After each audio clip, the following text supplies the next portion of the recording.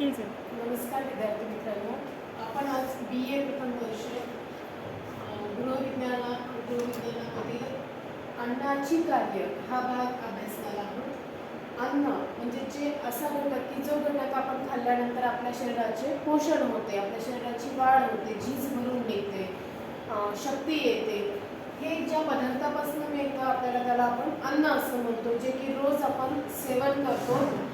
अन्नाशिवाय आपण जिवंत राहू शकत नाही, म्हणून आपल्या अत्यावश्यक गरजापैकी एक गरज म्हणजे अन्न ही आहे। मग अन्नाचे कार्य नेमके कुठले कुठले आहेत तर अन्नाची 3 मुख्य कार्य आहेत, एक शारीरिक, दुसरं मानसिक आणि तिसरं सामाजिक।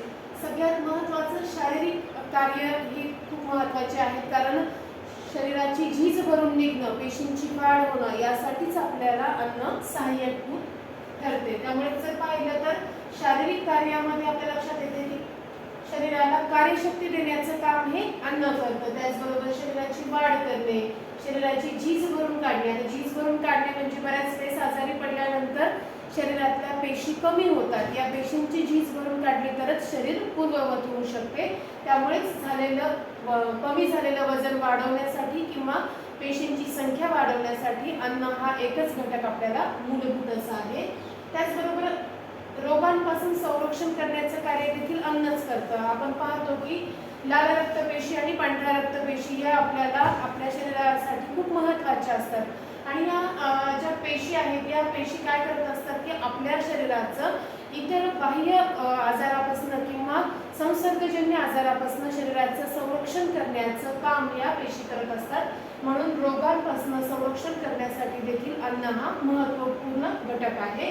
त्याचबरोबर शरीरातील क्रियांचं नियमन करण्यासाठी, शरीरातील क्रिया कुठल्या आहेत तर सकाळी उठल्यापासून ते रात्री झोपेपर्यंत किंवा झोपेमध्ये सुद्धा शरीरामधील क्रिया या अविरत चालू असतात, जसं की श्वास घेणं, हृदयाची हालचाल किंवा धडधड जी म्हणतो आपण ती, या सगळ्या क्रिया किंवा उपचार संस्थेचं कार्य, या सगळ्या क्रिया अविरत चालू असतात। आणि या अविरत चालणाऱ्या क्रियांसाठी त्यांना एनर्जी देण्याचं किंवा शक्ती देण्याचं कार्य हे अन्नच करत असतं। म्हणून अन्नाच्या कार्यामध्ये महत्त्वाचं असं एक कार्य आहे ते म्हणजे शारीरिक कार्य।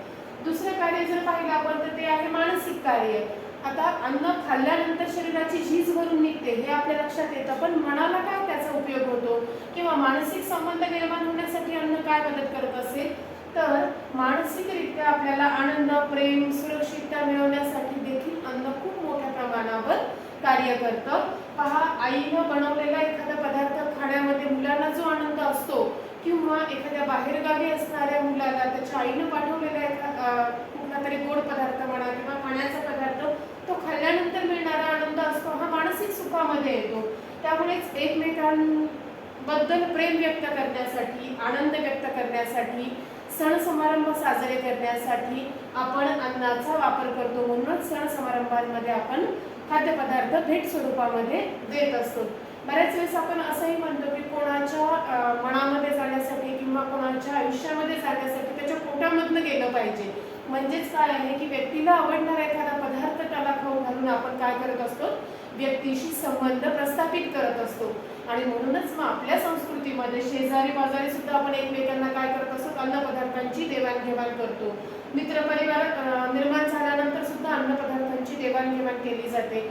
वाढदिवस, लग्न, मुंज अशा ज्या काही वेगवेगळे कार्यक्रम असतात, या प्रत्येक कार्यक्रमामध्ये किंवा मग ऑफिशियल जे काही कार्यक्रम असतात अशा कार्यक्रमांमध्ये, सभा संमेलन यामध्ये सुद्धा अन्नपदार्थ देण्याची पद्धत आहे किंवा आहार देण्याची पद्धत आहे, ज्यामधून मानसिक सौख्य मिळेल आणि संबंध जास्त प्रमाणामध्ये चांगल्या पद्धतीनं, सुदृढ पद्धतीनं प्रस्थापित होतील।